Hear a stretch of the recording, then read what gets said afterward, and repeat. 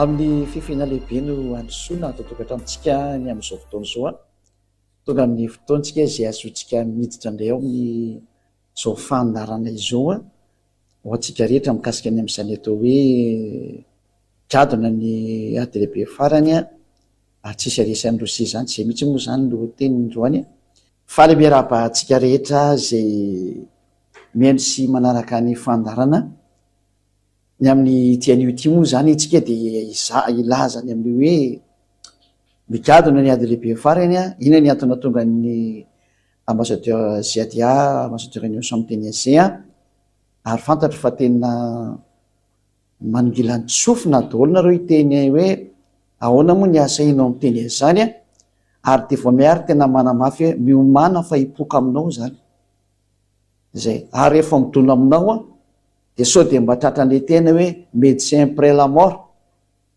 zany hoe efa tratra ianao vao tonga saina de ny mbola tsy migadona eo ampelantananao ny fahatongavany zavatra tsy maintsy hisy eo aminao de maiza mihainao zatra teneniko zao arany avy atrantsika de ambaly avy atrano mahitsy be hoe maninona ny molaza fa tonga ny farany de tsotra kely io risi manao ny ataon'io ny atao hoe efa miditra ny andro farany zao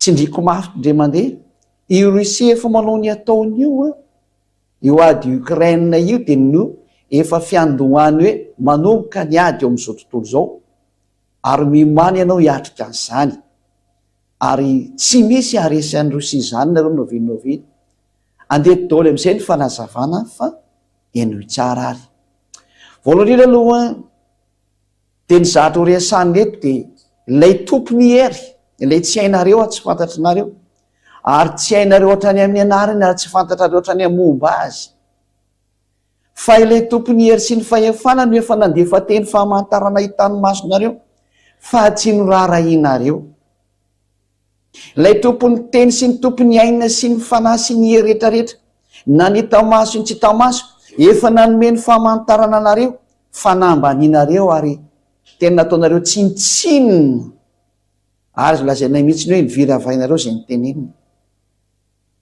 nefa ny marina ny teny zay tompony teny zay lay tompony atao hoe soratra masina anjiosy zay miomany ianao fa tsy mety ho tanteraka zay ny tenenina na mety aminao na tsy mety aminao na mahafaly anao na tsy mahafaly anao de tena miteny anao mihitsy ny fa tsy maintsy ho tanteraka zay teneniny menoany aloha ny fanaporofony ianao menoa ny fanaporofona zany zay no itenenako anao hoe tsy maintsy ho tonga aminao io na tianao na tsy tianao ary tena confirmation 100% teniny zany ambassadeur Union Ziadia zany à 100% de garantie ary ozy le sans bavure mihitsy sans bavure eny ary ny fanazavana zay tompony zao teny sy fampianarana sy fanazavana zao hoe hiatra aminareo ambonin'ny tany ty teny ty ary tonga zany fotoana zany ny zanakitsy reheny no hitondrasako ny tantara hoe hitanareo tsara naninona ny Amerikanina sy ny Frantsay ary ny Alemaina sy ny Anglisy no ny arany rotsaka ny ambony ny Amerika ny Israelianina tamin'izy hotifirin'ny Iranianina teo ary tena notifirin'ny Iranianina izy fa tsy nisangana zareo fa niezaka mafy daholo ny Amerikanina sy ny Frantsay ary ny Anglisy ny Alemaina niaraka ny ambony an'zareo satria naninona zay lazaiko tamina hoe misy tompony ty tany ty lay tompony ty tany ty no namoaka baiko hoe ambeny io Israelianina io zay le ho ampianariko anao nanomboka tany io teny io nefa niatra ary mbola le teniny koa ny no milaza hoe miomany anareo fa hitaloza am'izay nareo olombelona ary tsy misangy io teny io zay aloha nyetombotsika anazy ojerevantsika daholo ny tenin'io Andriamanitra ray teo hoe Yahva ino hoe dada malala Yahva ao anatin'ny soratra masina fa le soratra masina tsy tianareo fao no mandrafitra ny tantaranareo olombelona ary zay no natongavany ambassadeur Union Ziadia ity aminareo iteny ny fiafaranao iteny ny fanampitenanjoanao ary ho tonga senao iainao zao teny marina sy afatra omenanao zao. Ary raha mety miaina anao fa saingy tsy fantatra aloha na iainanao tsy fa ny endra mahita ny loza dia mihery le dala kosa ny mandroso kavo. Amaky teny atsika aro anatin'ny soratra masina ny fahatanterahany zany tena zany hoe manina ny Amerikanina sy ny Frantsay sy ny Anglisy sy ny Alemaina niara-niaro an'ny Israel. Ny tena marina voadidy izy ary nandidy azy dia zao maniraka anazy zao. Ny nandidy an'ireo dia za hitanareo ny rahana teny aminareo zao ary tsy mahafantatra an'izany ny filoham-pirenena Amerikanina Joe Biden. Tsy mahafantatra an'izany le chancelier Allemagne Olaf Scholz. Tsy mahafantatra an'izany ny filoham-pirenena Frantsay Emmanuel Macron. Ary tsy mahafantatra an'izany lay premier ministre izy moa Anglisy sy ny mpanjaka Anglisy. Fa nefa dia mandeha anaraka ny teny izay nambary izy hoe ataonareo ty. Fa tsy misy mahafantatra hoe misy mibaiko izy. Ary mibaiko n'ilay mibaiko azy tsy azo tovirana mihitsy ny eny fa na ianao koa aza tsy afaka manohitra an'izao teneniko izao ianao. Na iza. Fa olombelona ihany anao ka tady tio fa noforonina dia noho ny teny ilay namorona anao fa tsy afaka nikofoka mihitsy na président Amerikanina fa tsy maintsy nanaraka ny tenylay tompony izao teny izao. Tsy maintsy nanaraka ny tenylay tompony izao fanambarana izao. Tsy nafantatra ihany koa ny filoham-pirenena Frantsay, ohatr'izany koa ny Alemaina, ohatr'izany koa ny Anglisy. Tsy izy mety niaraka tamin'izany. Fa dia niaro azy fotsiny Israelianina. Fa nanina tsy navelona ny darona teo reo. Fa ina ny antony tsy maintsy niazaka zana ny daroana ny izy moa, ny Israelianina. Nefa be dia be ny firenena mba mamparely tsy arovana. Satria maninona? Ary maninona tsy mba niazaka zana ny arovana ny Ukraine. Nefa ny Ukrainianina izay efa mitarainy efa firy taona hoe mba meo fitaovam-piadiana izay. Naninona tsy narovana izy? Fa maninona ary niazakazaka nakany Israel nefa niaro Israelianina? Izay tsy niady raha tsy voaingana kely teo angamba izay vao nisy ray volana latsaka izay. Zany no niazaka zany. Fa maninona tsy mba niazaka zany ilay Ukrainiana efa maty daroka ny bomba nataon'ny Rosiana? Inona ny anton'izany? Minanao ny valiteny satria tonga niady lehibe farany sarotra aminareo niaro Ukraine zany. Ary tena lazaiko mihitsy ny hoe adalany izay mitsofoka koa. Ao antsika ary hamaky ny teny hojerevantsika voalohany indrindra zany ny tenin'Andriamanitra aloha ao amin'ny hoe naninona zany ninona moa ny tanteraka ty teniny mandeha ty ary maninona no manizigiza ny ambasadeur-ny Saziadiava migadona eto ambonin'ny tany niady lehibe fahatelo tsisy masaha manakana ary tsy ho voasakana ary tsy hisy hery afaka manakana. Miditra izy ary tena tsisy masakana intsony. Tsy misy hery na fahefana na iza afaka mampijanona ny intsony. Tadidio tsara ny tenin'ny ambasadeur-ny Saziadia izay manao sini ankehitriny ilay naniraka azy, ilay Ayavaseo Soa, ilay tsy tianareo ary sady tsy fantatrareo nefa tsy te lalako nareo fa manao sini zany naniraka azy zany hoe miomany ianao fa hiatra io na mety aminao na tsy mety aminao. Ary zao fanambarana zao dia tadidio tsara fa efa tany amin'ny 2003 nisy an'izao filazana izao ny amin'ny zatra ho ataon'ny Rusia io. Ary ho an'ny eto Madagasikara manokana moa dia efa nahaino an'izany histoire efa hatramin'ny ela ny teto Madagasikara. Ny firenena malagasy efa nahaino izao histoire zao efa hatramin'ny ela fa ianareo aty-ampitan-dranomasina tsy mba naheno an'izany. Ary zany no hampandrenesina anareo an'ilay tantara hoe ity le sary efa niseho ary dia ho ampahafantaranareo maiza miaino fa manjoatra ny tokantranonao ty teniko ty, miditra hatrany amin'ny asanao ty teniko ty, miditra hatrany amin'ny vinao privénao mihitsy ty teniko ty satria miatra ny farany, tonga ny farany. Ovaketsika ary manomboka amin'ny tantaran'ny Israelianina eo ny angaitsika anazy. Ny tantaran'ny Israelianina, ny zavatra nanjon'ny Israelianina zany ka natonga ireo Israelianina reo ambenana mandraka androany. Izay mihitsy mantsy tiako taritiny hoe inona moa ny antony tokony ambenana anazy. Raha misary dia firenena miteraka problème izy. ka inona no tokony hiambenana anazy? Maninona tsy mba le palestiniana no narovana raha misary anankiray satria efa misy olona efa 33 000 angamana izy raha nisan'ny olona efa maty. Tsy zany ve ny tokony arovana par rapport amin'ilay israeliana zay teo hoe misy mille 200 nga mamaty ny civil, fa nataontsika hoe mba maso tsy miangatra ohatsiny a. Rehefa mba samy feno 1200 na 1500 na 2000 de tokony najanona le ady satria hoe fa mba samy maty sany olona zay.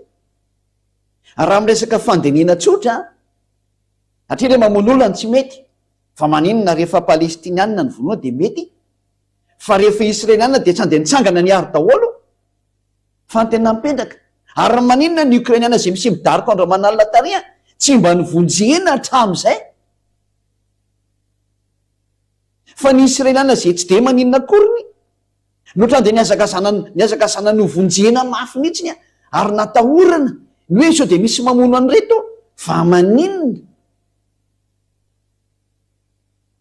mamaly anao ary valy teny omenanao koa le hoe ka de miomana koa fa tsy maintsy amely anao ny rosianina. Ianao le tsy te an'izany mihitsy ny miomana fa ianao no tratra an'izany. Hoe naninona ny zanak'Israely ary no tratra zao olana zao ka voatery tsy maintsy ambenina hatramin'ny farany izy a. Ny olana voalohany de reo zanak'Israely rehefa nimenina ny lalàn'Andriamanitra tamin'izany fotoana menana azy natokana ho azy ireo de nididy fosiny lalàna Mose de tsy narahany de tezitra io Andriamanitra io ka namely anazy amin'izay hoe rehefa tsy tandriamanareo teniko io de ho asiko nareo. Zay zany le hojerentsika io, inona daholo le nanjoana azy aleo aloha raha antsika ny tenin'Andriamanitra araka ny boky amin'ny Levitikosy toko 220 de ny 720 sy ny 520. Levitikosy vaketsika rehetrarehetra somary oziny hoe mamaky baiboly ka le baiboly mihitsy ny anapolofoko aminao hoe tsy afaka miala amin'io ianao. Ary ity le Andriamanitra marina mandidy ny lalàna an'ity tany ity, tsindriko aminao zay, ity le Andriamanitra marina mandidy ny lalàna tsy maintsy miseho amin'ity tany ity ary tsisy afaka mamaly anazy zany. Adaladalao tsy tena araka anazy.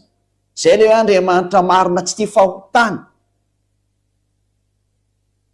Levitikosy toko 220 ovakitsika manomboka amin'ny 720 sy ny 520 aloha voalohany indrindra.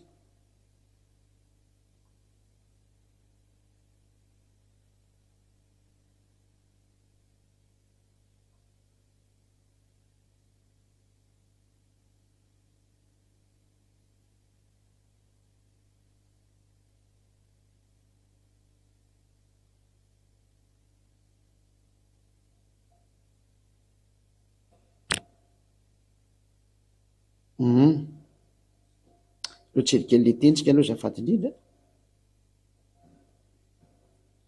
Levitikosy toko 220 andininy 720 vaketsika aloha.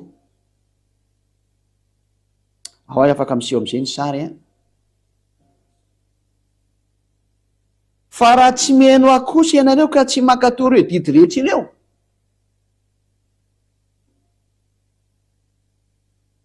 ary amaivonareo ny didiko na alana ny fananareo ny fitsipiko ka tsy ankatoavinareo ny didiko rehetra fa ivadianareo ny fanekeko. Eo zany tena metraka teny mihitsy ny Andriamanitra hoe raha ivadianareo ny teniko ary raha tsy mitandrana ny fanekeko nareo ary manohitra an'izay teneniko rehetra rehetra nareo de izao amin'izay ary nataoko aminareo. Ianao amin'izay ngeny andininy fa raiky amin'ny 30 ny angambany izy no fijevantsika ny toyny.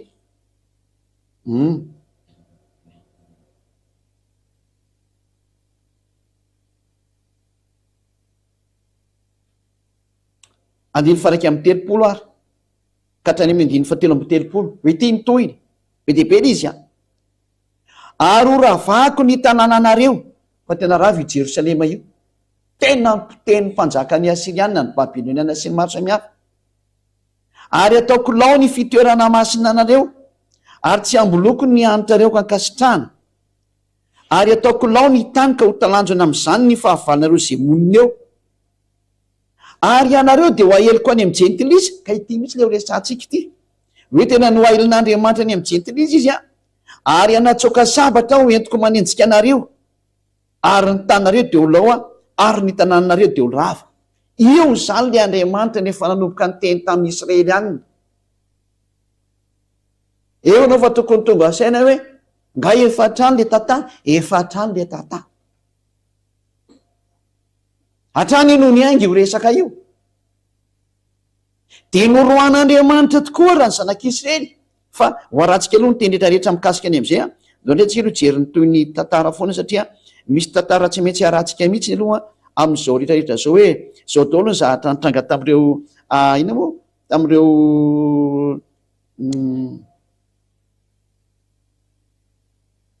tamin'ny zahatra ny Sodoma zanak'Israely zany tamin'izay fotoan'izay de reto daholo ny zahatra hoe hameliny ny zanak'Israely ho vakentsika eo amin'ny Jeremia indray toko 5:20. Jeremia toko 5:20 vakitsika indray zay ho voninahitr'Andriamanitra. Jeremia toko 5:20 andininy 7 vonoko andininy 7 ka hatramin'ny faraka 20 jerevantsika hoe nanomboka ary lay loza.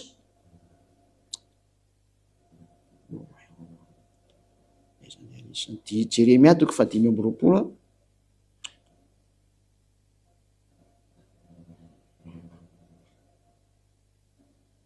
manomboka ny andininy 7 no vakitsika.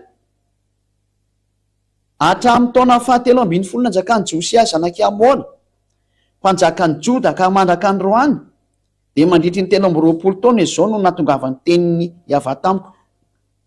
Ary nolazaiko taminareo eny ny fomariana koa ka nilaza fa tsisy ny ainareo. Eo zany hoe Andriamanitra mandeha fafatra tamin'ny zanak'Israely fa tsy nety ny aino mihitsy ny Israely anina. De ohatranareo olombelona tsisy mety miaino an'le fahamarinany teny. Tena mitovy ihany nareo na de efa eo ambavanareo raha ny loza de mbola tsisy tena fa taitra fa mbola samy mbola mizezizezy tamin'ny lalakalenareo nareo. Ataovy ihany arany. Hiavana niraka ny mpaminany mpanompony rehetra ho any aminareo. Efa fomba n'Andriamanitra mandeha fampitory teny sy mpilaza teny tahaka an'izao taona ziady zao zay mamarana ny tantaranareo to ambonin'ny tany. Ny fomarena koa izy ka naniraka nefa tsy nety ny ainareo a nanangilana tsofina ny ainy ka nanao hoe samy miala amin'ny lalan-dratsinareo avy nareo ary samy miala amin'ny ratsy fanaonareo ka de onina any amin'ny tany zay nomeny ava Andriamanitra nareo sy nazonareo hatramin'izay komandrak'izay sy ny maro samihafa zany. Andininy 7 de nefa de tsy nety ny aino amihitsy nareo hiava mba hampatezerinareo tamin'ny asan'ny tanareo a mba hahitanareo loza. Tsy nety ny aino mihitsy le Israely anina. Ohatranareo olombelona tsy mety miaino am'izao io mihitsy tsy mivaky loza tsy miraharaha mihitsy hoe tsy mivaky lo am'izany zay mimana fa tonga aminao mihitsy tsy mety hivakinao aloha am'izay. Andininy 9 koa izao no lazay ny ava tompony maro noho ny tsy nenonareo ny teniko satria nareo tsy niaino ny teniko ozy izy. De indro ampanalaiko ny firenena rehetra ny avaratra sy Nebokadnezara zay ran'le zava-doza nampanalain'Andriamanitra am'izay ny fihena ve ny avaratra zay hojerevantsika hoe fa ahoana ny fefandehany ty tantara ty fa eto zany de hoe indro nilatsaka ny loza ho any zanak'Israely ary ho voaroaka izy ala amin'ny taniny. Indro ampandalaiko ny firenena rehetra ny avaratra sy Nebokadnezara mpanjaka amin'ny Babilôna mpanompo koa iava ary ho entiko amely an'ity tany ty sy ny poniny eto mba amin'reto firenena manodidina rehetra ireto izy. Ary ho aringiko tokoa ireo ka ataoko figagana sy zatra mampisitratitra sady ho rava mandrak'izay. Io rehefa tanterahany tenin'Andriamanitra tary amin'ny bokyny Levitikos teo zany. Ary atrahatra eo aminy ny feo mifaly sy ny feo miravoravo de ny feon'ny mpapakatra sy ny feon'ny ampakarina de ny feon'ny vaty fikisombaly ary ny fahazavany jiro ary ity tany rehetra ity de ho foana sy olonao ary ireto firenena rehetra de ataoko manompo ny mpanjaka amin'ny Babilôna 70 taona. Zay ary le atezerin'Andriamanitra fa nomboka ny latsaka. Tanteraka ve le izy valiny diory izy niatra tamin'ny ino moa tamin'ny zanak'Israely zay loza be mahatsiravina eo a. Andao ke vakitsika am'izay ny tenin'Andriamanitra mbola votohan'izany tantara rehetrarehetra zany a de ho jerevantsika am'izay ny eo amin'ny mpanjaka faharoa toko 7:20 andininy fa 5 sy ny 9 nitatsika ny hoe ny ino moa ny mpanjaka Asiriana namely an'zareo Babilôniana namely an'zareo Israeliana zafady a.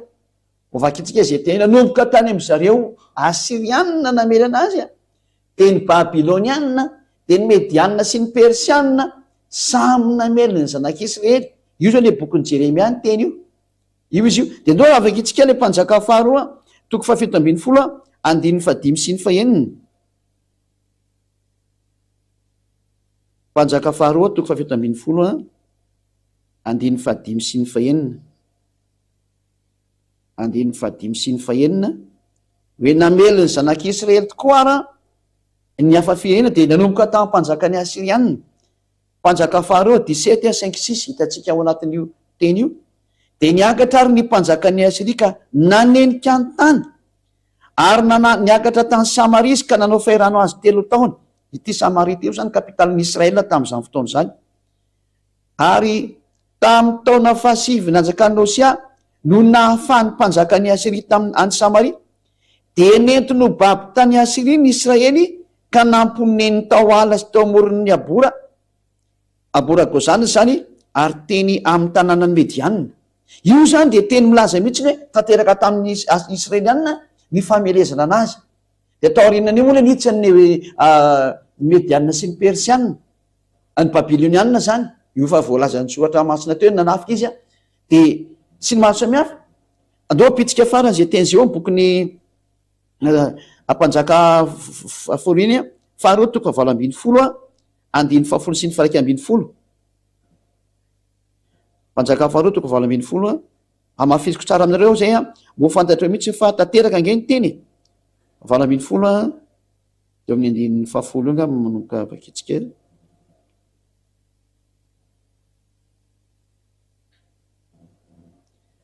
Mpanjaka faharoa toko 7:20 andiny 10 sy ny 7:20 teo zany nanomboka nameliny Israelianina ny firenena rehetrarehetra araka ny tenin'Andriamanitra hoe hoenjehako amin'ny sabatra nareo. Dia io izy io ary nanomboka teo dia nielina nerana an'izao tontolo izao ny Israeliana hoe hoaheliko manerana an'izao tontolo izao any nareo. Io izy io ary no tapitra ny 3 taona dia afaka ireo ny tanàna. Dia tamin'ny taonana fahina nanjakan'ny Ezekia izay taona fahasivy nanjakan'ny Hosea mpanjakan'ny Israely no nahafahana ny Samaria.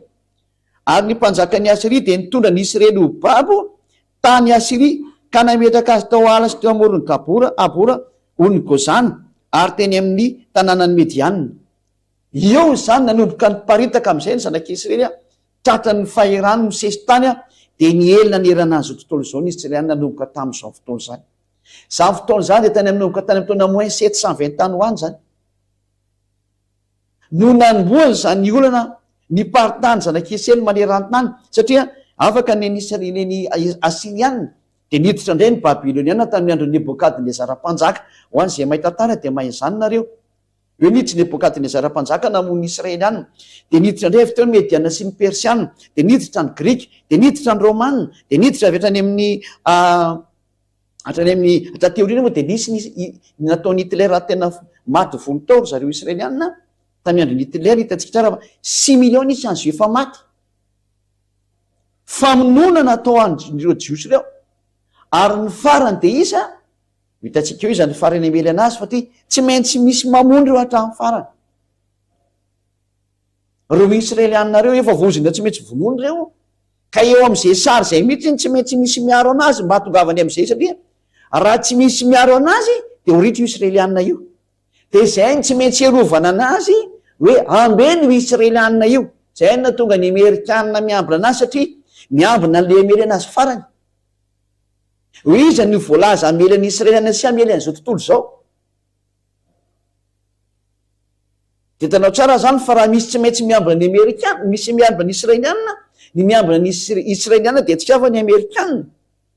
Dia tsy maintsy misy fandonaniny zany dikan'izay ary ny fandonaniny dia ilay tsy maintsy amely anazy. Ka mandra-piavin'ilay amely anazy dia tsy maintsy arovana izy aloha sao dia lany ritra ao. Tsy haiko na araka anareo ilay teny na tsy araka anareo fa efa somary lasa loha kely ny teniko fa zany io tantara io. Hoe ambeno izy satria tsy maintsy miandra le amely anazy amin'ny farany izy satria efa lasa daholo ny amely anazy teo. Mbola lava be nisy toaritra misy resaka biby mbola ampianarina antsika hoe ilay biby avy eo anatin'ny ranomasina izay manana tandroka fito ino moa tandroka 17. Mbola ho avy zay. Fa ny tantara efa marina no efa lazavaina amintsika hoe tsy maintsy tanteraka io na tianao na sy tianao. Ary zay zao ampianarina antsika etra tokantrano hoe mahay zany miaino sy mandray fa tsy maintsy tonga ny ady lehibe farany izy efa mandeha io efa mandeha le izy fa tsy ho tapaka intsony ary tsy azo tapany intsony, tsy misy herina fahefana ampitany ty mazo manala an'io na manaisotra an'io na mampijanona an'io, fa zay mikitika an'io mampijanona an'io no potika sorava izy. Zay mikitikitika an'io na iza na izy na hery avy aiza na fahefana avy aiza no potika sy rava. Zany le dada mahery indrindra iavanao anaran'ilay naniraka an'izay adiady tonga ty aminareo ety. Tsy azo sangina ny teny etoneto, tsy tenin'olombelona ny teny eto fa tenin'Andriamanitra mahery, ary lay mitondra ny teniny lay tsy azo sangina. Fa marina ny teny fototra zany ho voninahitry dada iavazy eo soa. Ary tsaroa fa tena fitiavana lehibe famonjeny ity. Reo tsikely toy izay tsigny ny teny hoe inona raha nontranga rehefa tanteraka zany teny zany a rehefa voaroaka zareo, satria de niditra ny Babiloniana de nandroaka anazy, nanao sesitany sy ny karazany a, de niditra daholo rehetrarehetra farany mparitaka maneran-tany satria niditra ny Grika, niditra ny Romanina, de niparitaka manerana zao tontolo zao ny ino moa ny Israelianina, de tonga ny eran-tany, tonga hatrany amin'ny faritra avaratra zao tontolo zao, tonga hatrany amin'ireo Occident rehetrarehetra reo niparitaka ary zareo. Zay rehefa niparitaka ary zareo de haitsika tsara moa fa ny soatra masina de manamarina mihitsy fa niparitaka izy, satria ny soatra masina ndre no niteny am'izay hoe avy ireno ary reo naparitaka nareo reo. Noho ny amin'ny tenin'Andriamanitra io de niparitaka ny zanak'Israely tena voan'ny sesitany manerana zao tontolo zao izy.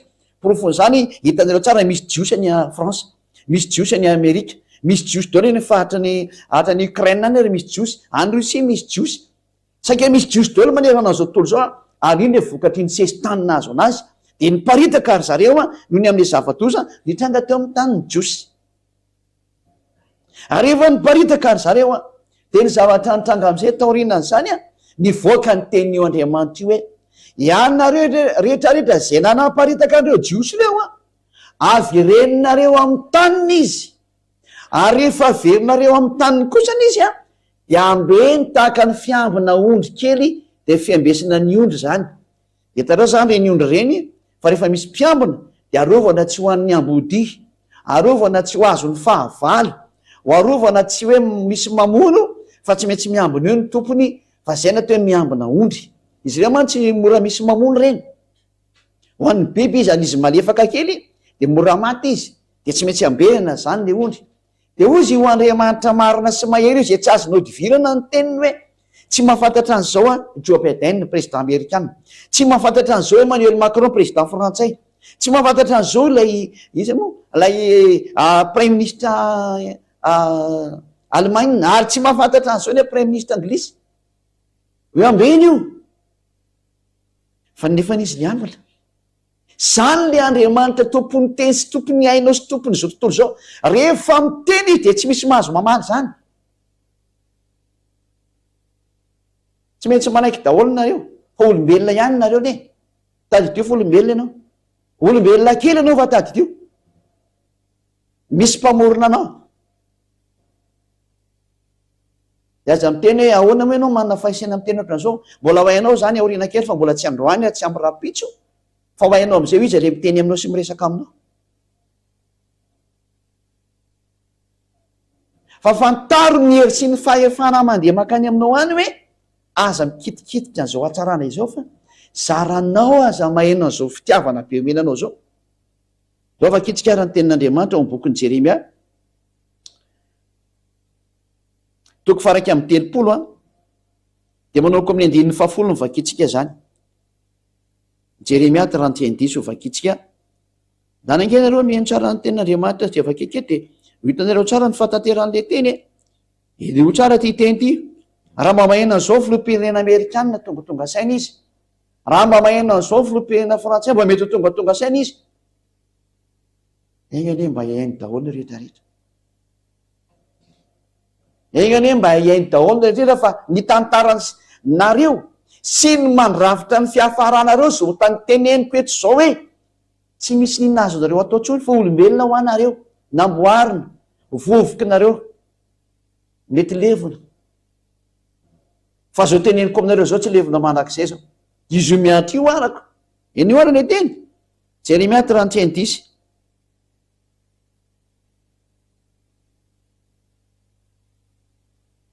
miaino ny teny ny avay ianareo jentilisa ary torio any amin'ny tany amorontsiraka ny lavitany. Izany ka ataovy hoe izay nampieliny Israely no anangona azy indray sady hitandrina azy toy ny fitandriny mpiandry ondriny ondriny. Hoe ianareo zay nampieliny Israely io zay nandehafaziny ny mparitaka manerana azy atao zao ny amin'ny famelezana rehetrarehetra anazy tao, hoe namely azy daholo ny rehetrarehetra any ka lasa ny mparitaka izy ny farany. De zao avereninareo ianareo zay nampiely anazy io, avereninareo izy ary angony zay le hoe zay nampiely azy no manangona azy indray sady mitandrina azy tahaka ny fitandriny mpiandry ondriny ondriny. Angony izy de averenao amin'ny taniny zany.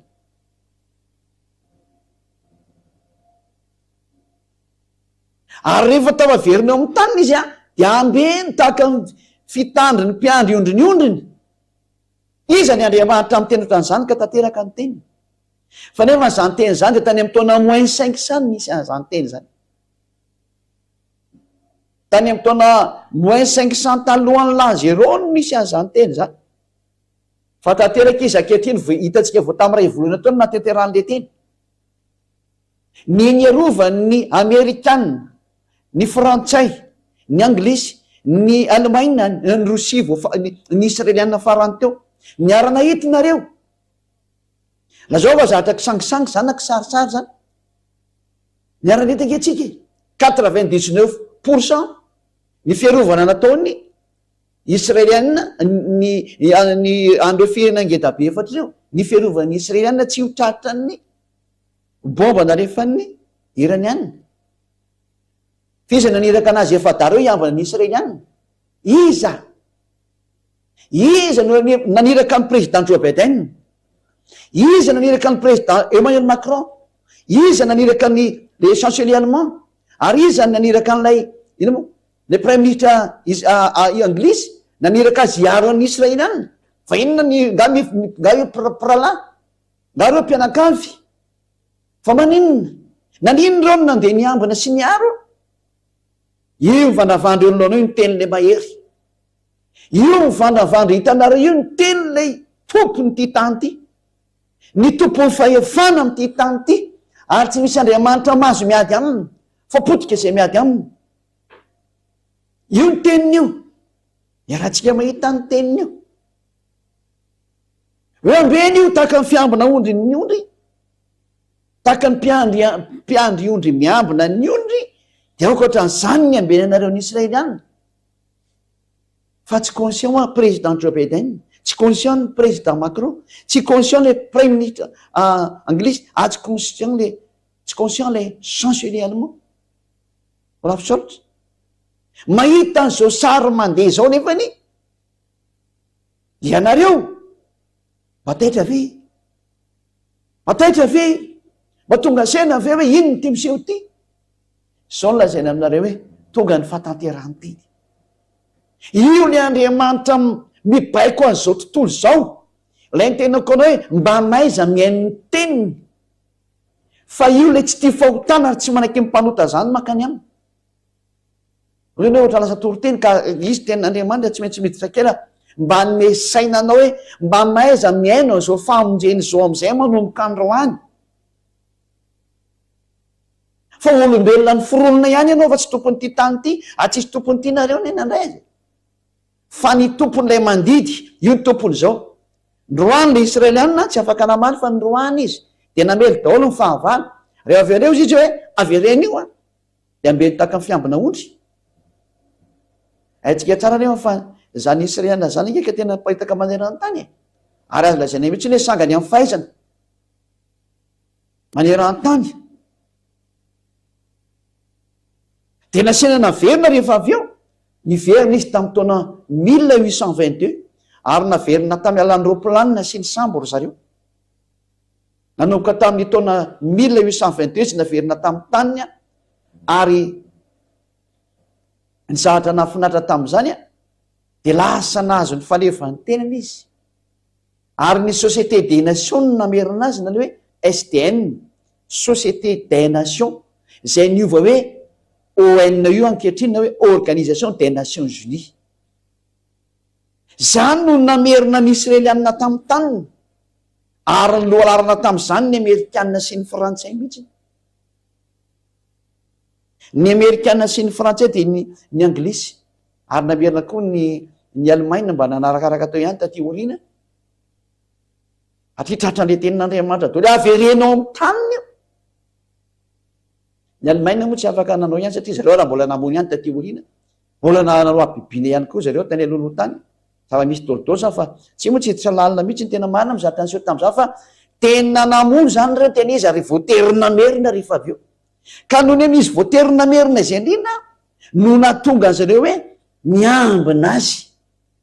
Ka rehefa tao anatin'ny tarika ny Amerikanina moa izy ny lehibe rehetrarehetra dia niambina daholo amin'izay na Amerikanina na Frantsay na Alemaina na Anglisy tsy zetra taritarika niaraka tao. Samy niara-miambina ny Israelianina daholo farany teo. Lazao raha tsy tanteraka zany teny zany. Zay ny valianao voalohany ilay miteny hoe aiza ny mahaposibla ilay hoe Rosianina hono no tsisy maresy. Zay aloha valio. Ary raha naherina tokony sakananao zany teny zany tsy handeha.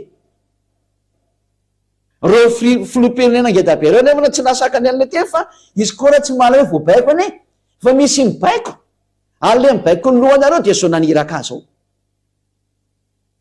Alay naniraka no mibaiko ny lohanareo olombelona fa nareo tsy mahay. Zany moa tonga na miteny hoe mba maiza mihainao zao teny zao aza be famalina. Aza be famalina fa maiza miaina.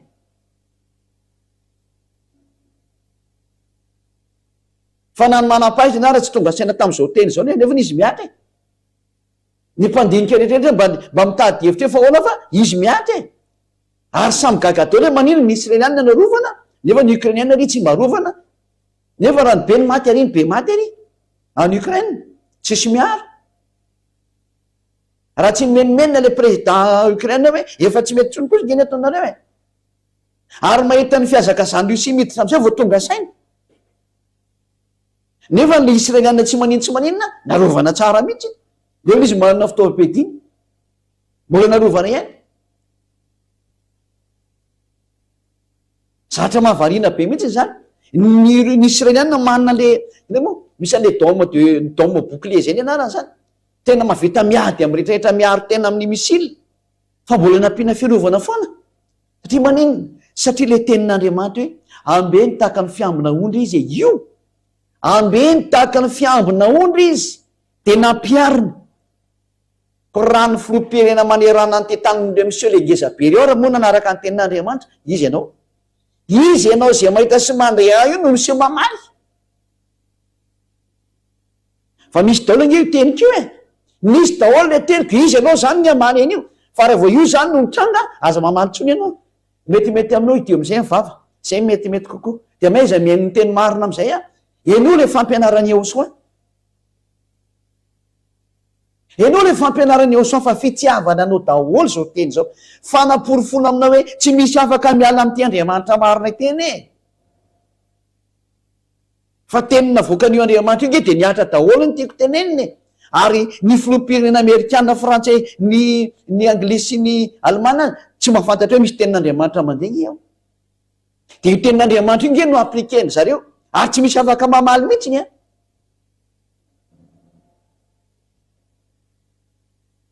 Satria manjary raha misy miady amin'izao ny Israelianina dia nitranga eo manjary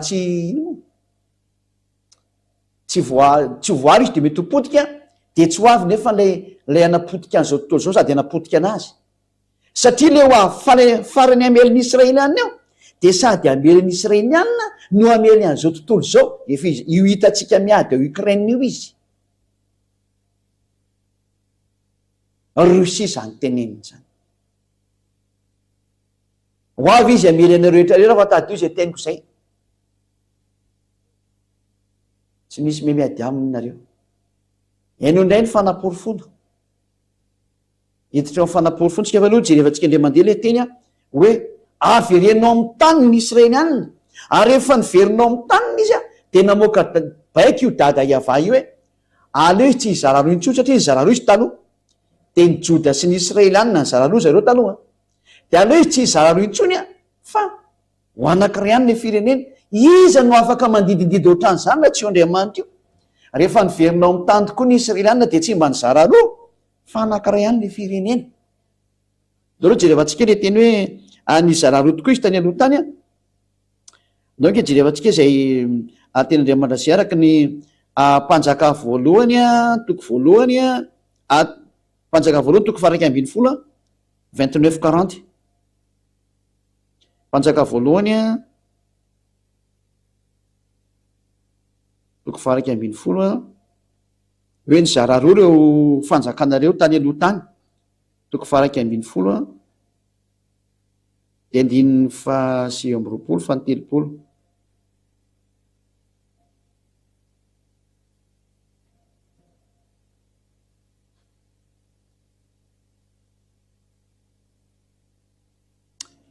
manjaka voalohany toko 240 fa 9 ka hatrany amin'izay hafarany ao. Ary tamin'izany andro zany raha niova raha nivoaka avy tany Jerosalema Jeroboamy dia nahita azy teny an-dalana ary ahia Silonita mpaminany, satria resaka mpaminany foana ty mandeha ity. Toy ianao hoe ary ianao koa zany ve mpaminany matoa teny ity teny ity ho hitanareo eny fa aleo arahana fotsiny teny. Dia nahita azy teny an-dalana ahia Silonita mpaminany ary ihany tafy lamba vaovao ary izy roa lahy ihany no tany an-tsaha. Dia noraisiny ahara ny lamba vaovao izay notafiny ka notsiariny 12 ary izy tamin'ire Jeroboamy. Raiso anao ny tapany 10 fa izao no lazainy avandriamanitra ny Israely. Indro izao efa nendaka ny fanjakana ho afaka amin'ny tanany Solomona ary omeko anao ny firenena 10 nefa ny firenena iray dia mbola havela ho azy ihany noho ny amin'ny Davida mpanomboka sy Jerosalema tanana izay novidiako hatramin'ny firenena Israely.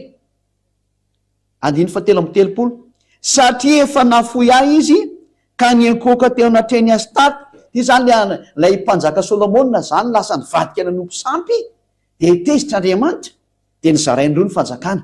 Zay le izay Sikeno niankoka teo anatreny Astarta andriaman'ny baviny Sidonianina, ary Kemosy andriamanitry Moab, ary Milkoma andriamanitry ny tanàna Kiamona, fa tsy nandeha tamin'ny lalako hanao izay mahitsy eo imasoko sy tandrina ny didiko sy ny fitsipiko tahaka ny Davida rainy.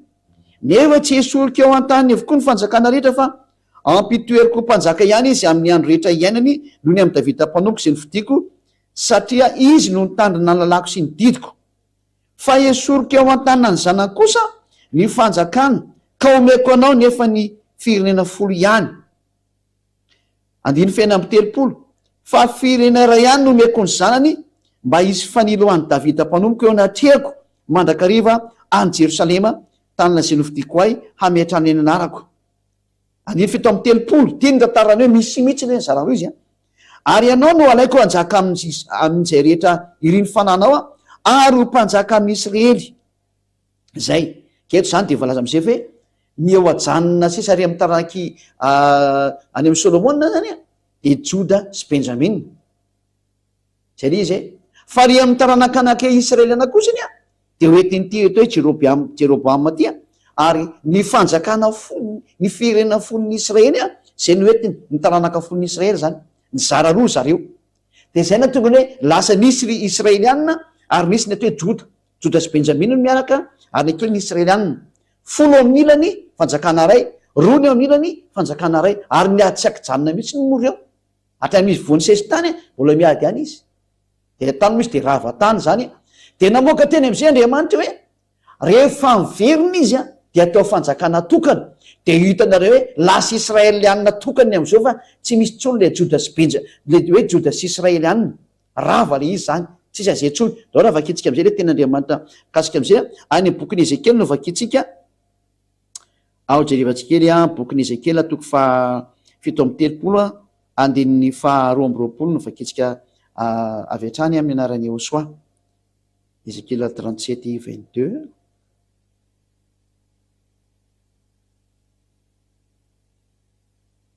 Ezekely toko 7:30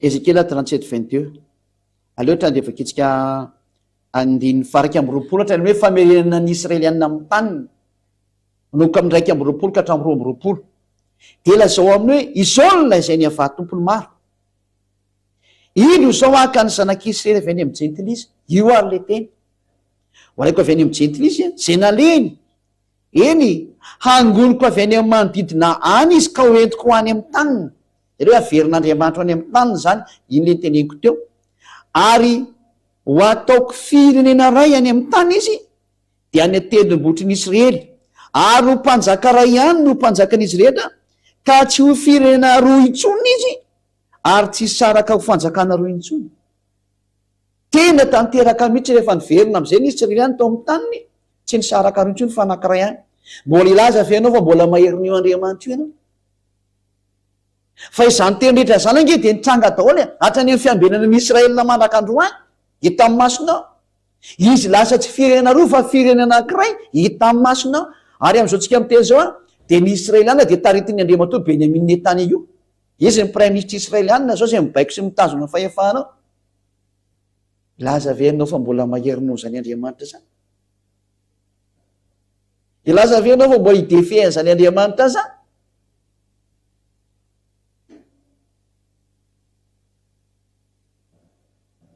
samy mieritreritra tsika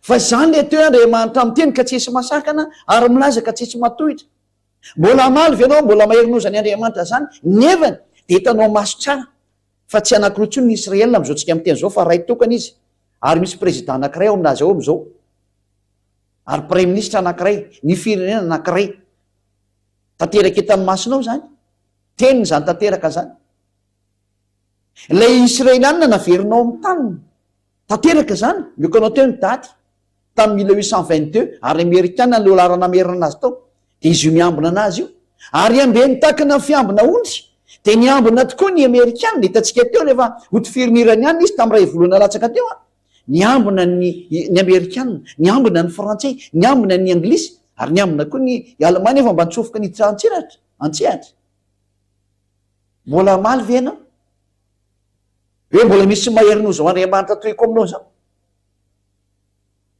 fa io le tsy tia fahotana io le tena za tsy mihaino mpanota ary zany ny ampianaran'izao zay ady azy ao mitaonanao tsy ho mpanota mbo tonga am'izao fahamarinana lehibe zao ary io Andriamanitra io am'izay no ny teny hoe miomany ianao fa ho resindrosi daholo de ary tsika hiditra am'izay sehatra zay am'izay hiditra am'izay sary zay tsika hoe maninona ny voateny am'izay rosi hoe tsy afaka miady am'izany nareo tsy afaka miady am'izany na ny Amerikana fa raha vao miady am'izany de potika nareo de meko mivalony potika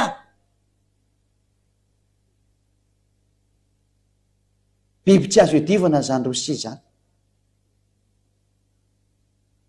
zao fanambarana zao de efa tany amin'ny 2003 zao no nisy tato amin'ity fanjakan'Andriamanitra ty ary tsy ninonionona mihitsy ny tato ambony tany hatram'izay zao vao tonga saina zay nandre nareo ny ampitan-dranomasina moa zany de be famalina be ndray hoe aiza koa ny ampiasany zany ka nareo tsy nafantatra ny ninona tsy omena tsiny eny amin'ny lafiny ray ka tsy nafantatra ny moa nareo saingy efa ampahafantarany zay ady any nareo ankehitriny ambasatrovaneo so fa zany tantara maiko anao zany de efa tany amin'ny 2003 daholo zany io momba nyity Rosia ity tady diova tam'izany taona 2003 zany de mbola voavy hipotika izy ene tsy matanjaka ny Rosia tam'izany 2003 zany lazaiko anareo ary zany moa tonga ireo tsy mino anazy mihitsy hoe io de avitana potika ny Amerikana zao tontolo zao potika ny tsara mihitsiny io lazaiko anareo mihitsy fa tena tsisy dikany any manapotika an'io biby ho hitanareo biby ho hitanareo tsy midera Rosia korony zay raha miteny eto any sanatry tsy midera nizaniza fa le Andriamanitra anay midera anay fa ny teny no tsy maintsy tanteraka na tena na tsy tiana de zay omena anareo manome afatra zay ady hoe miomana fa tsisy hevitra intsony ary za nareo nahitany hoe rehefa misy trano mirehitra ka misy pompier atsona nge e pompier avenao aty satria misy trano mirehitra rehefa tsy miantso anao de may anao ary ohatran'izany ty rehefa mandeha ty ity ny fanavotana anao ity teny ty no manavitra anao sisa maiza manafy tena fa tsy maintsy miatro io natehana tsy tia, tsy maintsy miatro io natehana tsy tiana.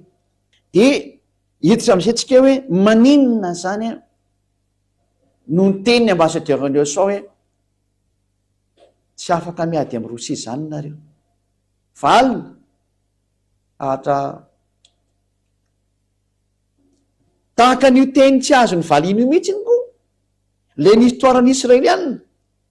de io andriamanitra lehibe izay naneraka anah io ihany koa no miteny azao fanambarana zao aminareo a, ary maiza miaino nareo,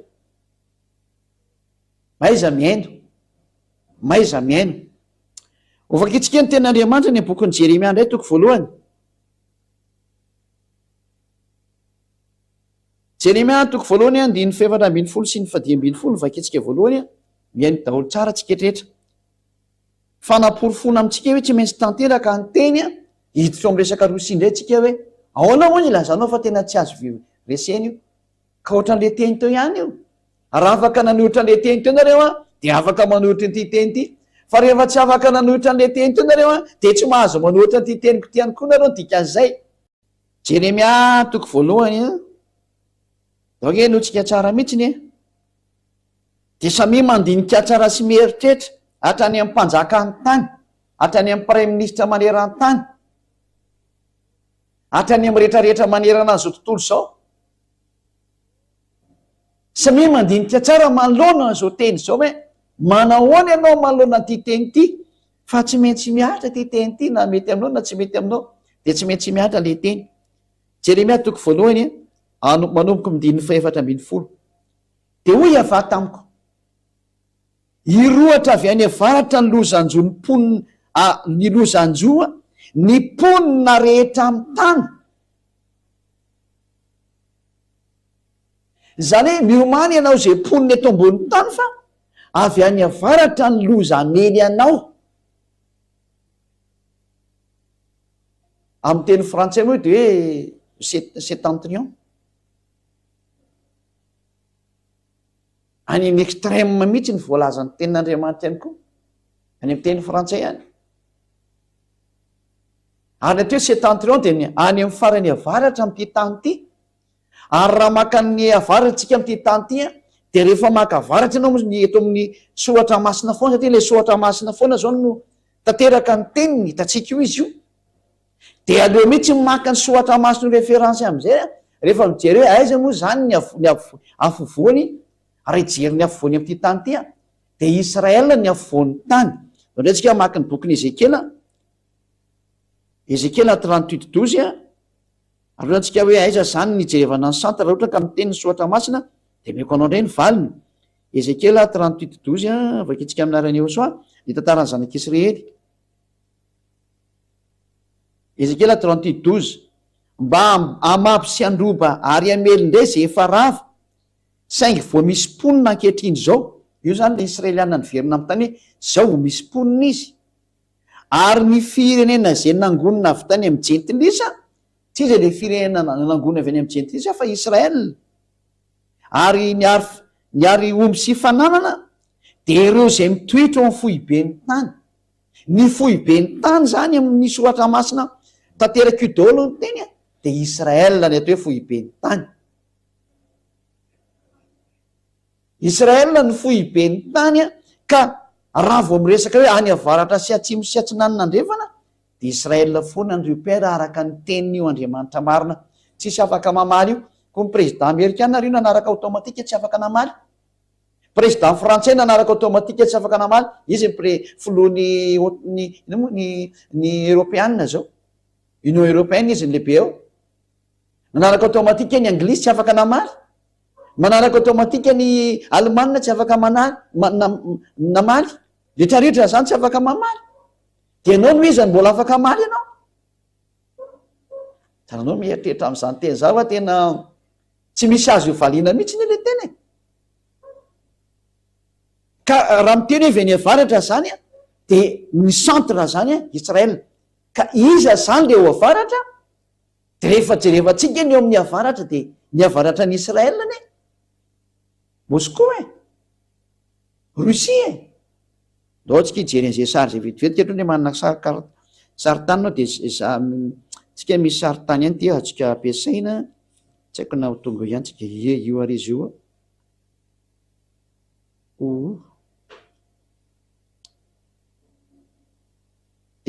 ty zao Madagasikara de ty zao a eto zao izy moa ty zao any Israel zany ty io zao Liban de ty Israel ty a io Israel leo kapitentsika mihitsy normanetika ataotsika normatika izy a de amizay tsy afaka mihetsika zany zao io i miakatra tsika any ambony a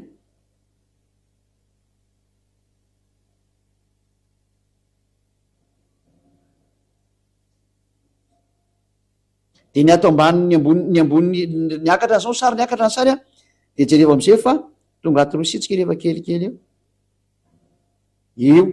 io ary Moscou eo ambony io nampidiniko mahitsy ohatran'izao mihitsy izy a de trany de io varavara be eo amizay a Moscou io ito Rusia ny eo ambony eo rehefa mijery nareo io Rusia voala avy miteny Moscou tsika de fantatsika fa Rosia ny dikan'izay io izy io ny tany Rusia io nahita Moscou tsika teo mantsy io izy teo tsy efana tsara io hitantsika teo izy io fa tsy taiko ndray naleny teo nakaizana izy teo lasa mihitsy ny izy teo zao le vetsika le mandeha zao a de io izy io de raha mety ato ambantsika zao a de io Israel ito Israel ito io varavara be io Israel ity ambany ty io Israel zao itazanjareo io Israel io de miampiakatsika amizay izy a ataotsika tsy mihetsika mihitsy fa de miakatra fotsy makantana satria ny avaratra moako ambony dikan'izay any ambony any de fa tonga ambony atsika hitatsika tsara amizay fa Moscou no mivandravandra be ato ambony ato amizay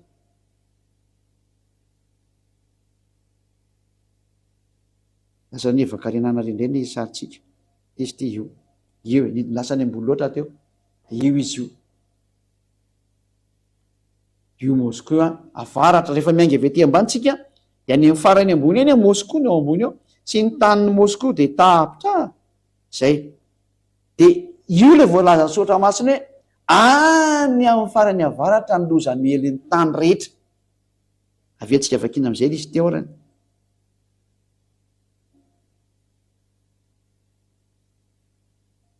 Jeremia 1:14 enio ange ty ho anareo rehetra zany hoe de miomana zany efa miteny zay adia hoe ho avy ny loza mely ny tany rehetra ka de miomana fa avy any avaratra ny izy a any amin'ny farany avaratra ohatran'nisy couleur mavomavo tampoka sa zao mihitsy ny couleur izy io de hoy avary tamiko irohatra avy any avaratra ny lozanjony tany any ponina rehetra amin'ny tany de mbola enolo teny a fa indro tsoko ny fihena rehetra amin'ny fanjakany any avaratra hoy ava de atonga izy ka samy hametraka ny seza fiandriany eo anylohany izy teo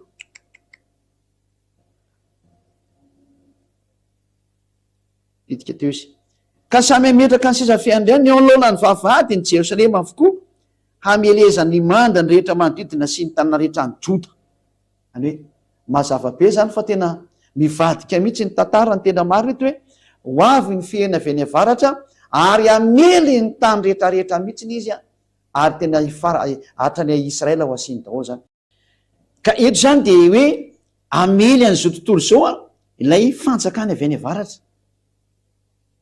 eto aloha izy de mbola tsy fantatsika hoe izy io fa ho tenenina izy eo avy hoe Rosia ho tenenina io Rosia eto aloha izy de mbola manazava fotsiny hoe misy fanjakana avy any avaratra amely de avy any farany avaratra izy ka Rosia no amin'ny farany avaratra ao hamely an'izao tontolo zao de io izy io fa mamely anareo io izy mamely ny Ukrainiana sasa ataony nina tsony iza no mitarika anazy tsy olombelona zany de mamely valy anareo tsy olombelona ny mitarika an'io sary io de tsy olombelona ka mba tonga saina lovaka etsy ary Isia 14 Isia toko 7:10 a ovaka etsika aminao 2:12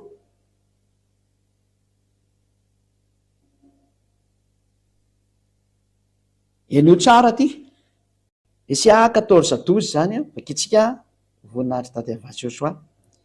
Endre latsaka avy tany an-danitra ianao lay fitarikandro zanakiny maraina. Eotrany de misy fitarikandro ka kitana moa hoe fitarikandro zany avy eny ambony eny dikan'izay milatsaka amin'ity tany ity. Lay fitarikandro zanakiny maraina voakapy enjera amin'ny tany ianao lay mpandripaka firenena. Misy mpandripaka firenena zany milatsaka makety amin'ny tany dikan'izao.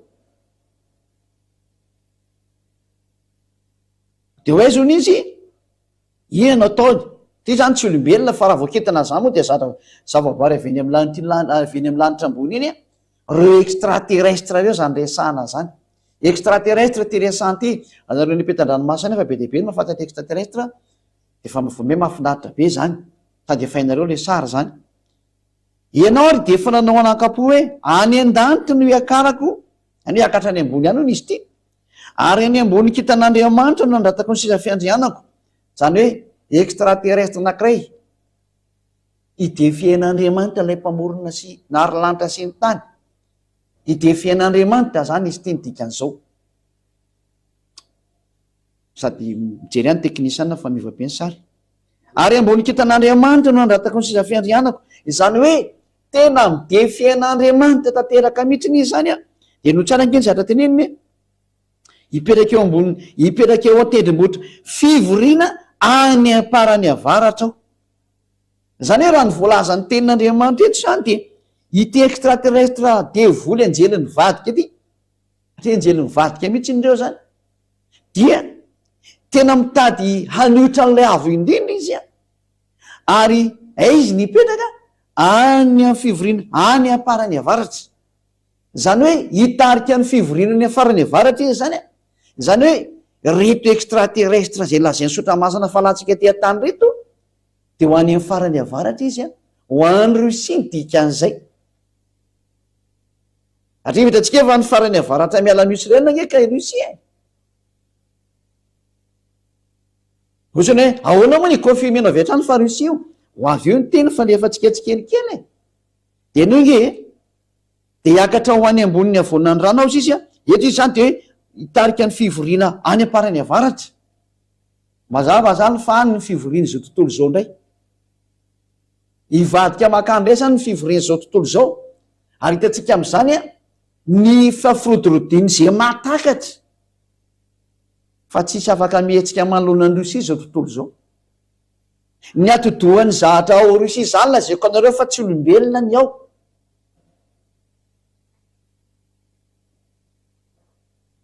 Tsy mahatakatra an'izany nareo. Hitanareo eny any ny toy ny tantara aza mba miteny mihitsaka ny Amerikana ngeny matanjaka indrindra sy ny OTAN valy teny meko anao non zero zany. Reo fotsiny tsy avela mihetsika de tsy mahazo mihetsika. Mbola herin'ny dada Vasyosoa tsy mampetsika an'ireo nefa ny zao efa tsy tazomina tsony izy. Zay no mahatonga an'io zatra io fa mandeha. Toy hoe hipoaka ve ny bomba nucléaire aleloha vovonjy ianao fa tena ho apoaka mihitsiny io. Toy hoe ianao ve manapoaka anazy za tsy niteny zany napoaka an'io fa hipoaka izy ary tsy maintsy mipoaka izy na te na tsy tia ary tena hipoaka mihitsiny izy ary tsy anankiray fa maro. Hiakatra ho any ambony avonany raona ka tahaka ny avo indrindra sy ny maro samihafa. Eo zany izy le hoe tena midefian'Andriamanitra mihitsiny izy. Mpiady amin'Andriamanitra io mazava fa tsy olona io dikan'izany. Raha ianao zay olona kely hoe de vita hiady amin'ilay mamorona anao fa ireo matoa mavita miady any amin'ilay mpamorona mihitsy izy miady biby io fa tsy olona. Zay no tonga amin'ny teny hoe ary izy le ely lasa nakany amin'ny farany avaratra ka ataonao ahoana ny ady amin'ny biby ianao zay olona kely io ary le biby edivanao zahatra le avy ao amboninao mahafantatra zany resaka zany daholo na président américain na président frantsay na président ny rosiana na président ny sinoa na ny président mondial mahay an'izao teneniko zao hoe misy force ao ambony eo zay atahorany olombelona nefa ny force atahorany hoe biby ny atahorany fa tsy le Andriamanitra namorona anazy. Le namorona le biby tsy atahorany fa le biby hitany maso no atahorany. Mampime kely le olombelona tahaka ny rehetrarehetra zay mitovy hevitra aminareo le tsy tian'ity famarinana ity. Le biby namboarina indray no atahorany fa tsy nanamboatra le biby no atahorany. satria matoa misy nanamboatra iny zany ny mahery e. Nefa mahavariana nareo le namboarina eo ambony lohanareo no atahoranareo, de le extraterrestre extraterrestre mampianatra anareo ovni zany no atahoranareo, fa tsy le Andriamanitra tompony sy ny fahefana nanomena azy ny saina sy natonga anazy ary tamin'ity teny tany ity, zany tsy mba atahoranareo. Satria ny teny io milaza io e, za tsy tia mpanota, de zay le tsy tianareo zay teny zay, kanefa nganareo afaka miala am'io teny io. Ozy le olona hoe zay mipary aminao fa tsy marina zany tenina zao, aza miteniteny foana. Olombelona kely any anao fa aza manao an'izany. Ary raha diso zany teniko zany de tokony tsy niaro ny Amerikanina, tsy niaro ny Israelianina, fa matoa izy niaro voadedy izy ny dikan'izay. Ka ianao ka mahery noho ny Amerikana, ianao ka mahery noho ny Frantsay, président Frantsay, ianao ka mahery noho ny Anglisy sy ny Allemagne, reo nge ny force ny otaniny. Ary raha ohatra anao ka momba n'izany hoe Amerikana sy ny Frantsay sy ny Allemagne sy ny Anglisy zany e, ka reo mihitsy ngeny nanaraka ny baikin'io Andriamanitra triko aminao io e. Le tenin'Andriamanitra tato no nibaiko anazy, de ohatr' zany koa io. Ity teny ity no nibaiko ny Rosia hoe ataovy ny ataonao fa tsy mahazo mijanona intsony ianao. Didiny ianao tsy maintsy manao ny ataonao hatramin'ny farany, satria tonga ny fotoana tsy maintsy manao ny ataonao ianao. Ary efa ho avy ny hamalinanao mantsy. Ary lay biby,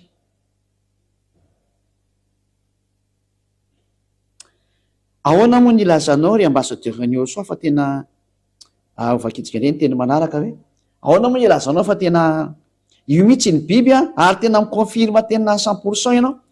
Ndora vakitsika ireny ten'Andriamanitra amin'ny Jeremia 6:22.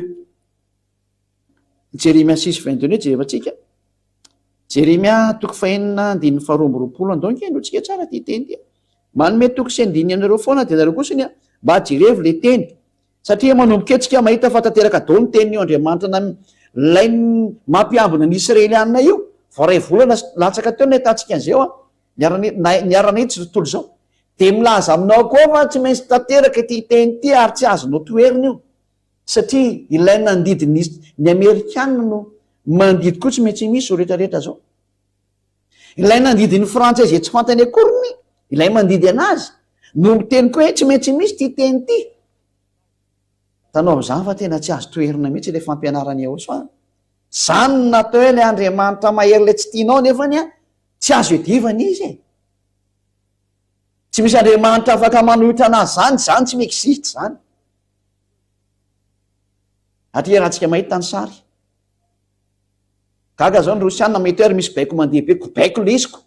Tsy azo atao ninina zany io. Jeremia 6:22 vakitsika amin'ny anaran'ny Ahosoa. Izao no lazainy ava, indro misy firenena avy any amin'ny tany avaratra, dia firenena lehibe mitsangana avy any amin'ny farany tany. Zay raha izy hoe avy any amin'ny farany tany io resahana io zany avy any amin'ny farany tany io resahana io. Zany hoe ty firenena lehibe ty zany zay tsangana avy any avaratra dia avy any amin'ny farany tany mihitsy izy. Ka raha miainga avy eo Israely ianao mijery any amin'ny farany tany any avaratra any de Rosia mihitsy ny tsindriana ao amin'io toerana io, izy ny force ao ambony io. Rosia le izy zay efa io miady amin'ny Ukraine amin'izao tsika miteny zao, efa manomboka le ady lehibe farany. Tanteraka le tenin'Andriamanitra, tsy misy azonao valiana mihitsy na ny kely aza araka ny tenin'Andriamanitra zay nomenanao teo. Ary jerevantsika indray ny tenin'Andriamanitra amin'ny Jeremia 46:20 manome teny be dia be mihitsy Jeremia 46:20 donc tsika maka an'izay teny zay le Jeremia 46:20 manome an'ity teny ty mahatonga anao tonga ansaina hoe tsy afaka miady amin'izao Andriamanitra zao nareo olombelona fa petratrara. Jeremia 46:20 vakitsika amin'ny anaran'ny Ahosoa ho vonona trinarany. Azokely fa Jeremia toko fa 10 andininy 41-42 nefa jevantsika fa mihoatra kely. Jeremia 50 41-42, Jeremia 50 azafady indrindra. Jeremia 50 41-42. Jerevantsika kely ty teny Jeremia 50 abesy. Jeremia 50 .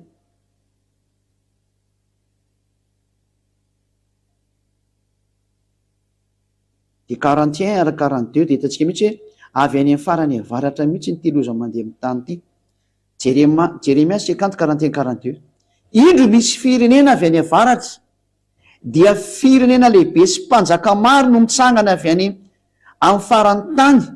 Io le izy io tsy pika sy lefina no entiny, loza be sy tsy mamindra fo izy, ary ny feony de mirondrona toy ny ranomasina, sady mitaingitra ovaly izy, ary vohomana tahaka ny lehilahy ho ao amin'ny ady hamely anao ry Babilôna zanaka vavy. Ny Babilôna ny taranaka ratsy fanarehetrarehetra zao, ny ratsy saina rehetra amin'ity tany ity. Babilôna mpanao ratsy, miomany ianao. Avy any amin'ny farany avaratra tena matsiravina be ry zareo, tsy mamindra fo izy. Ny feony zareo de ohatran'ny ranomasina mihitsy izy rehefa mandeha, no ny amaroany dikan'izany. Zany sary rehetrarehetra zany ao tsiketra zay miainy de tena manambara ny loza miatra amin'ity tany ity, fa avy any amin'ny farany avaratra ny loza amelin'ny tany. Ambarana antsika ny teny aza de hoentinao misaina, fa ilay Andriamanitra ny teny hoe ambeny tahaka ny fiambina ondry ny Israelina, de nanao an'izay asa zay tokoa ny Amerikanina, ny Frantsay, ny Anglisy, ny Alemaina sy ny maro samihafa, niaro ny Israeliana tsy ho vonoin'ny Iran teo. Zay Andriamanitra nanome baiko ary tsy azo nitoerina zay mihitsiny a, ary namerina ny Israeliana ny tany koa reo olona reo, de ny Amerikanina sy reo tanina reo nazo baiko mamerina anazy eo amin'ny taniny, de tsy misy afaka namaly mihitsy na ny kely azy. De zay Andriamanitra zay ndre no miteny ankehitriny hoe Rosia no amelanareo amin'ny andro farany. Zay Andriamanitra zay no miteny an'izay ndray. Ao ary tsika maky an'izay teny ndray, aiza no misy an'izay teny zay zany ovakitsika ndreny izy ao amin'ny bokyny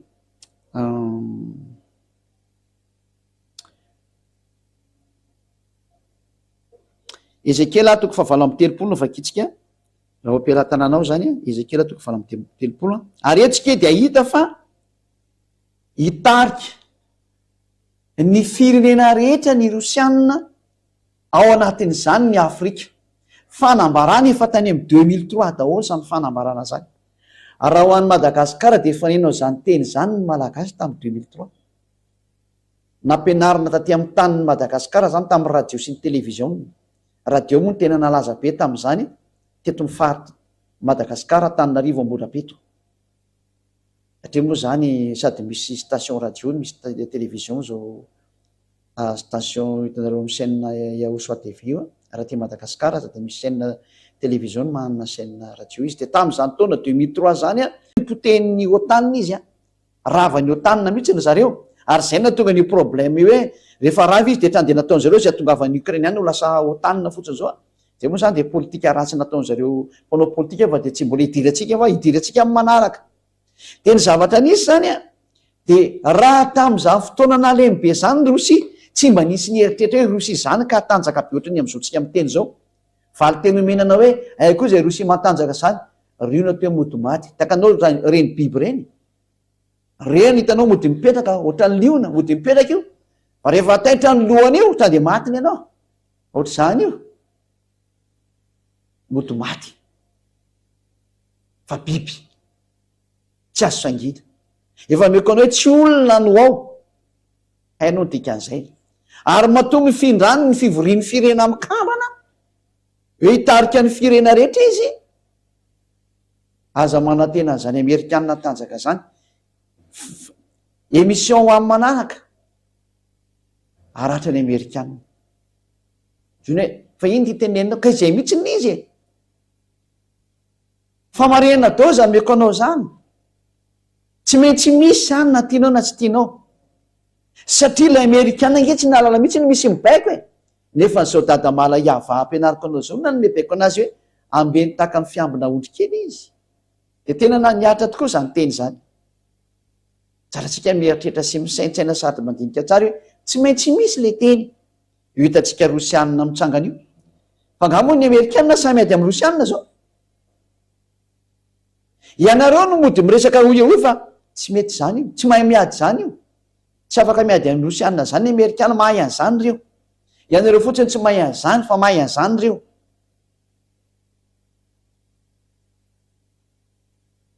ny oerany teny Ezekela 38 andiny voalohany amarana antsika anazy Ezekela 38 de samy mandinika tsara zay nampianariko anao teo hoe zavatra tsy honoana koa zany fa zavatra réel de raha tsika mahita mihitsy ny sara eny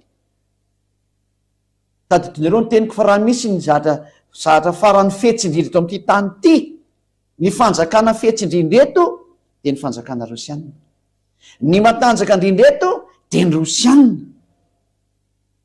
fa io ny tena fetsindrindra tsisy maharaka ny ataony mihitsy nareo zay re arao foana ny zatra ampianarika eto hitanareo ny fataterany teny am'izay io efa mandeha io izy io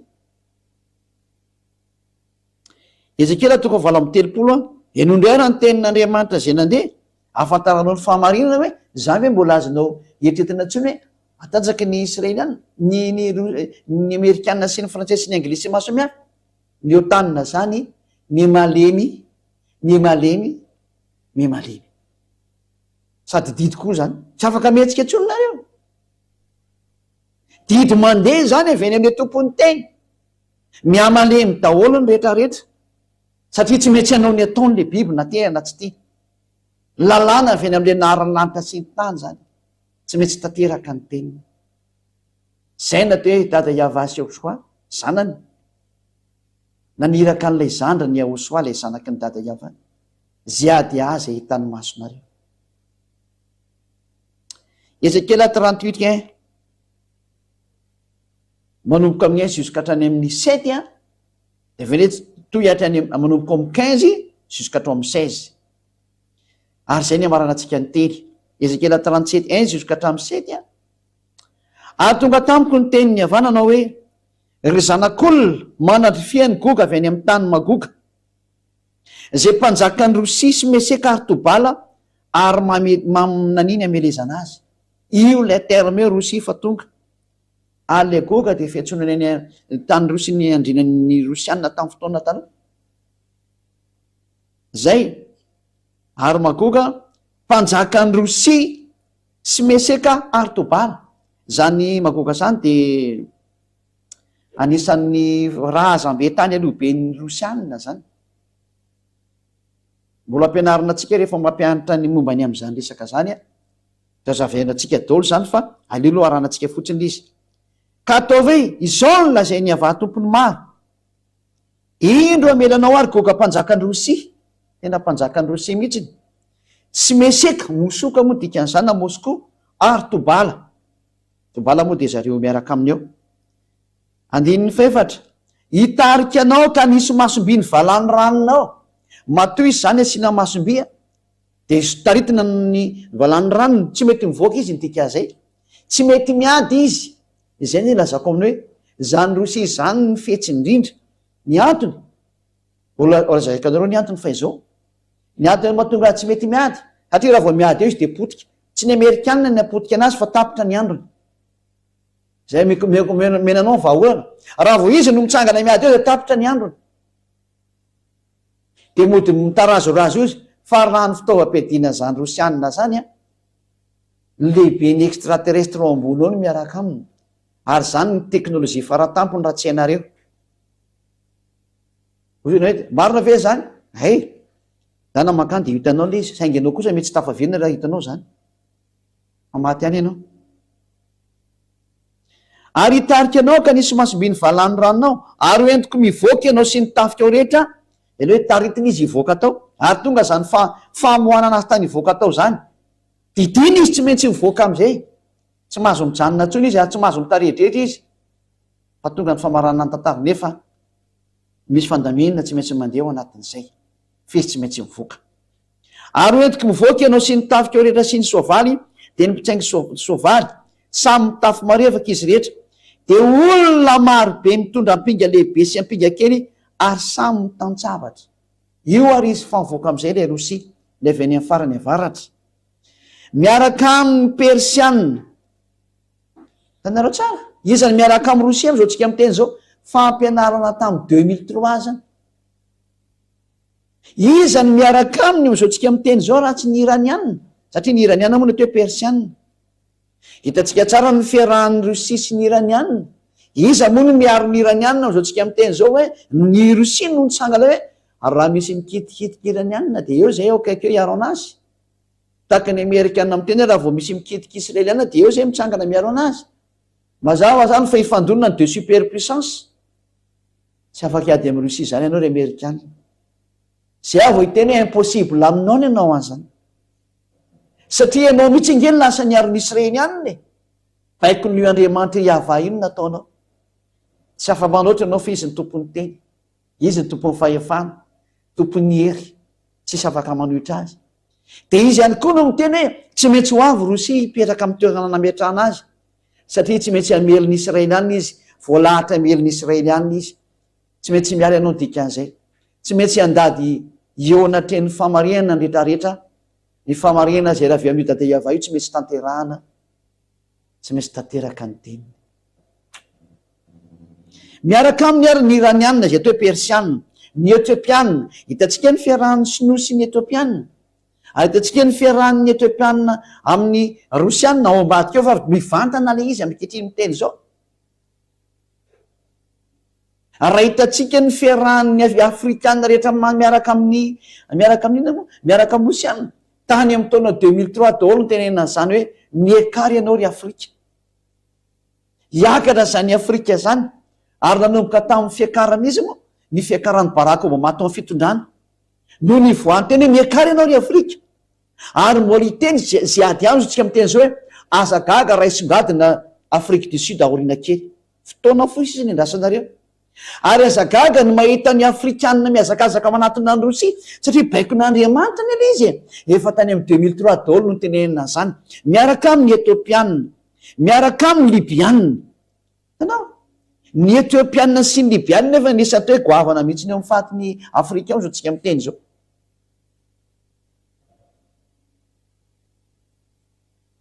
efa tena mivadika makany amin'ina moa ho any amin'ny fahatry ny Rosia daholo ny rehetrarehetra amboniny tany ary zay no mahatonga ny fahatra afrikanina rehetra zay taritiny izy moa ty Ibrahim Traoré zao no miantony rehetrarehetra mihitsy hoe hiaraka amin'ny rosianina am'izay fa oka zay ny fiarahana amin'ny tandrefana tenin'Andriamanitra nampianarina tamin'ny 2003 tety Madagasikara zany tao amin'ny radio HFF mitoreny Osoa sy tao amin'ny télé HFF mitoreny Osoa manamarina zany ny ponety Madagasikara tsy nisy zany tamin'ny 2003 izao hitantsika zao ny fitonga lalany afrikanina makany amin'ny fahatry Rosia daholo ny hitantsika ny zareo Wagner eo amin'ny fahatry afrikanina ary ny afrikanina zay efa mitongirana tsy mety miaraka amintsony amin'ny frantsay sy ny amerikanina ary efa tena azo lazainy hoe miantsy ady mihitsy ny teniny amerikanina mba hiara-miasa amin'ny resaka fanaovana amin'ny kona petrole fa nilavy ny arabo tsy nety ny arabo fa niaraka tamin'ny Rosia foana izy niarantsika nahita tao zany vaovao zany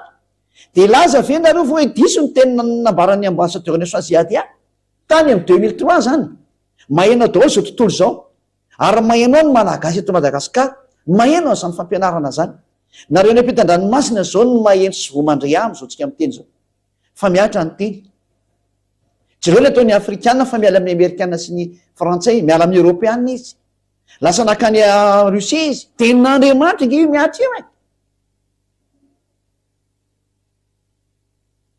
tenin'Andriamanitra le miatra inona zany no avalinareo inona zany no avalinareo fa tenin'Andriamanitra miatra io ny ame ny afrikanina tsy mety miaraka amin'ny amerikanina sy ny frantsay tsony tena tsy pahany zareo mihitsy ne izy mbola maro ve nareo tsisy tanteraka le teny de tahaka an'izao fatanterahany teny zao ny ilazako aminy hoe de tsy maintsy ho avy ny fatanterahany teny hiakatra Rosia izy efa miakatra io tsy hijanona intsony ary tsy afaka mijanona intsony izy ary tsy mahazo mijanona intsony izy mandra-patanteraka ny teny rehetrarehetra tsy misy memady amin'izany nareo marana ny teny tanteraka ao amin'ny 110 vakitsika hitantsika teo ny miaraka taminazy ny afrikanina miaraka taminazy ny amin'ny iranianina ny reo arabo reo de vakitsika am'izay ny 110 ka hatramin'ny 210 hamarana antsika ny teny eto ny mamatra izy hoe zareo avy any farany avaratra ny rosianina le farany avaratra ny 110 aza Ezekela 38:15 ka hatramin'ny 16 ary ho tonga avy any amin'ny fonenanao avy any amin'ny farany avaratra ianao tanao le farany avaratra zany Rosia raha mijery ny avaratra par rapport amin'ny Israel tsika de Rosia ny farany avaratra Ary tena nitsindrina mihitsy nefa le tarika hatramy andiny voalohany sy ny faharoa tao hoe Rosia, goga mpanjakan'ny Rosia. Tena mpanjakan'ny Rosia mihitsy ilay goga izay hamono an'izao tontolo izao. Miomany ianao ry Amerikana fa tsy maintsy milefy teo anatrehany. Miomany ianao ry Frantsay fa tsy maintsy milefy teo anatrehany. Ary tsy sinoa zany no afaka hibaiko ny Rosiana. Ny Rosiana raha no mibaiko ny sinoa. Raha mba fantatrareo ny zava-doza ao anatin'ny firenena anankiray dia tsy namaly nareo. Saingy nareo tsy mahalala ny zava-doza ao fa ireo filopianareo mahay any histoire ihany ny sasany. Fa le hoe voninahitra sy le hoe rehare dia tsy amanao ninina dia mody mizezizezy teny fa tsisy miamiady aminy. Tsy misy miamiady amin'ireo zany. Marina zany teny zany. Ho tonga avy any amin'ny fonenao avy any amin'ny farany avaratra ianao mba amin'ny firenena maro miaraka aminao. Fa firenena maro reny miaraka amin'ny Rosia. Aza mieritreritra ireo fa tsy maro miaraka aminy. Mitongirana makany Rosia daholo zao toa rehefa tonga mibaiko mampandeha an'izany. Mandeha makany daholo nareo. Fa didin'ilay avo indrindra tompony teny tahaka an'izy ny teny hoe ambeny tahaka ny fiambina ondry kely ny Israelianina dia ny ambiny ny Amerikana sy ny OTAN. Dia izany koa ny teny hoe mandehana tanterao zao teny zao. Tsy maintsy mandeha manatanteraka ny teny rehetrarehetra satria efa misy koa moa mandeha raha teo fa vao mehy mafisina ny teny tanterao. Efa tamin'ny 2003 zany teny zany nandeha. Tonga zao ny 2024 mandeha ny fanatanterana ny teny tsy maintsy fiteny hatramin'ny farany zany fa didiny iayava. Dia olona marobe sy miaramila betsaka ary 5:40 Ezekiel 38:16 ary akatra meliny Israely oloko tahaka ny fiakatry ny rano anarina ny tany ianao. Ho avy izy ameliny Israelianina ihany koa tahaka nataony rehetrarehetra teo ihany. Tahaka nataon'ny Asirianina, ny Babilonianina, ny Medianina, ny Persianina, ny Greka, ny Romanina namely azy daholo rehetrarehetra. Zao indray zany misy amely azy farany tsy izy ny ameliny Israelianina farany fa ny Rosia. Zay no mahatonga azy tsy mbola velaka tiana fa miandry an'ny Rosia. Raha ohatra izy ka misy miketika dia manjary tsy misy ompiten'ny Rosia intsony. Ka mandra-piakatra ny Rosia dia tsy misy ambenana izy. Io izy io nefa eo Rosia. Miomanao ry Amerikana fa tsy maintsy miala amin'izay ianao. Tsy maintsy miala ianao. Tsy maintsy miala daholo nareo amin'ny fiarovany Israela fa tsy mety intsony. Ialànareo miasa nareo fa tsy maintsy mandreny teny.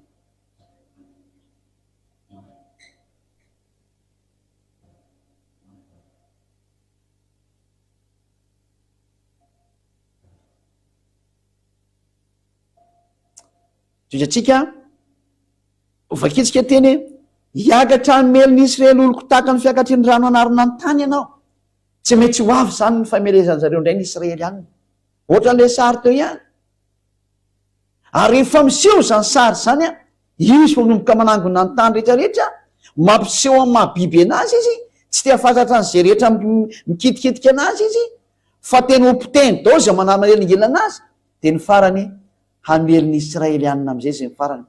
Roviana hono no tonga zany dia mamaly amin'izay ny teny Andriamanitra ao ny farany hoe any amparany no tonga zany. Rehefa tonga ny farany zao efa iainantsika zao nefa ny farany tsy maintsy miala Israel tsy maintsy miala ny Amerikana na tena na tsy tiana dia zao ny voalazany. Ary hoentiko amely ny taniko ianao mba hafantaran'ny firena rehetra rehefa miseho masina io natrehany aho ny amin'ny ataoko amin'ny origoka. Io Andriamanitra iava eo amin'izay amin'ny alalan'ny Jehosoa zanany izay mpanatanteraka ny teny io ny amely anao origoka. Melo lalana an'izany Jehosoa zany ny zandriny ziady azy hitanareo maso. Tapitra ny fampianarana androany ny filazana aminao fa tena tsy afaka miady amin'io Rosia io zany ianao. Goga mpanjaka ny Rosia. Tsy afaka miady amin'io zany nareo. Ny fahendrena aleo miala toy izay potika. Fa tsy mahataitra andreo manapotika anareo olombelona. Tsy taitra amin'izany reo. Jereo ny anapoteny an'ny Ukrainianina izay rahalahany. Ary azo lazaina misy dadabeny ary Ukrainianina reo dia dadabeny raha ny firazahana zany resahana. Dia tahaka ny dadabeny.